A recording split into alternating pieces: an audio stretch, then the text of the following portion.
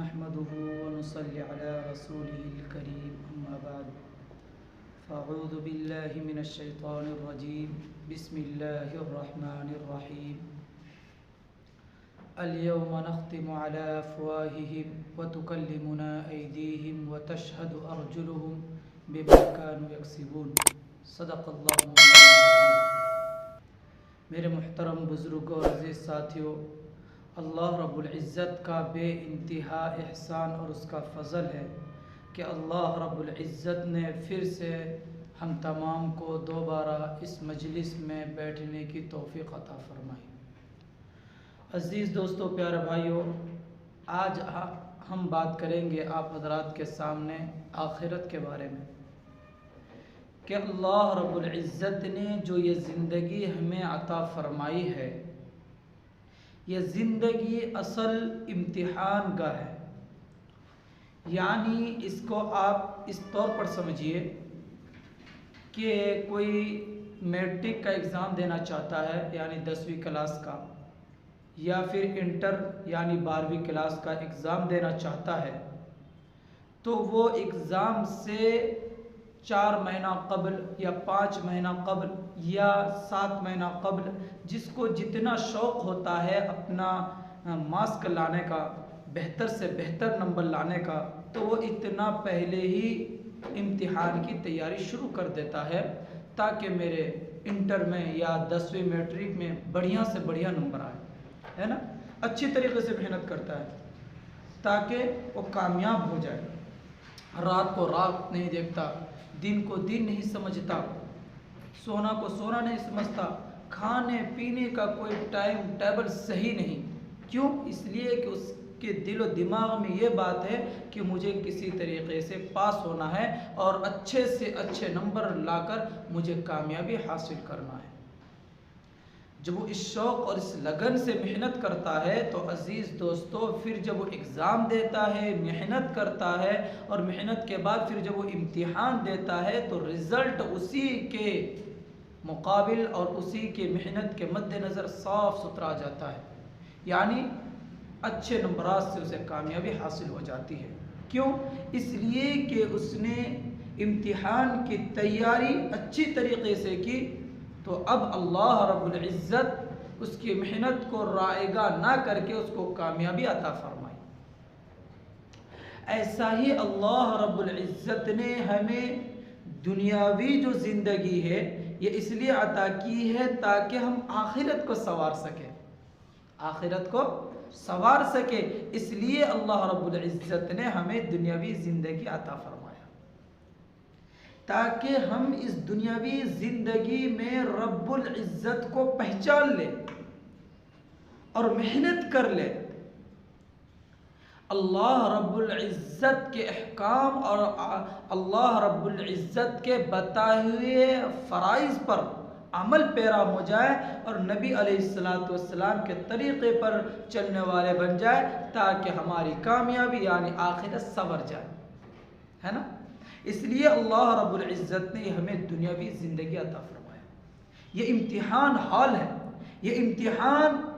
کہ محنت کی جگہ ہے۔ ہم محنت کریں گے، محنت کریں گے، محنت کریں گے، اب اس کی جو سرٹیفکیٹ ملنے والا ہے وہ آخرت میں ملنے والا ہے۔ اللہ رب العزت بار بار اپنے قرآن مجید میں ارشاد فرما کر لوگوں کو مخاطب کر کے بار بار یہ کہتا ہے، اے میرے بندے، تمہیں میرے پاس آنا ہے، تمہیں میرے پاس لوٹ کر آنا ہے۔ یہ جو زندگی ہے یہ چند سال کی زندگی ہے۔ حدیث پاک میں آتا ہے کہ امت محمدیہ کی جو زندگی ہے وہ صرف اور صرف 60 سے 70 سال تک کی زندگی ہے۔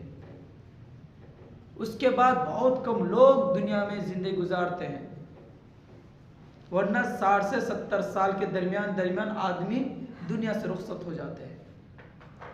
تو عزیز دوستو، پیارے بھائیوں، یہ تو دنیاوی زندگی اللہ رب العزت نے دیا ہے، وہ اس لیے دیا ہے تاکہ آخرت میں جو رزلٹ آنے والا ہے وہ بڑھیا ہو جائے،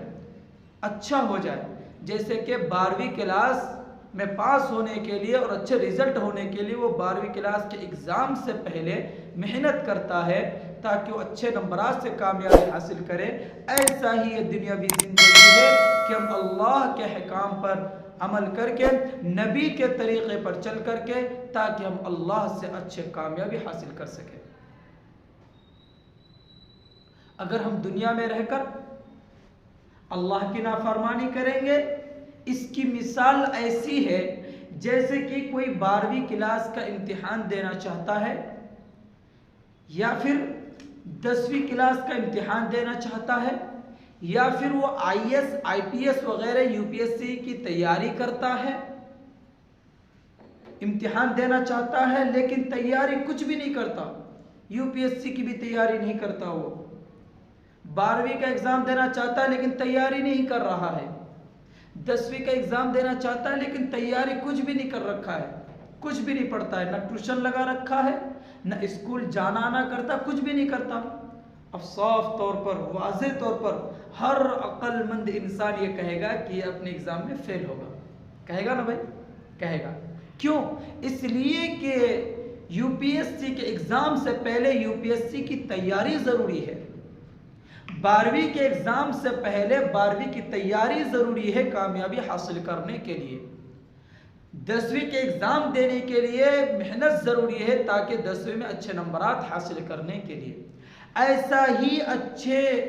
گھر اور اللہ کو راضی کرنے کے لیے اور آخرت کو کامیابی بنانے کے لیے ضروری ہے کہ ہم دنیا میں رہ کر اللہ کو راضی کر لیں۔ اگر ہم اللہ کو راضی نہیں کریں گے، دنیا میں رہ کر اللہ کی نافرمانی کریں گے،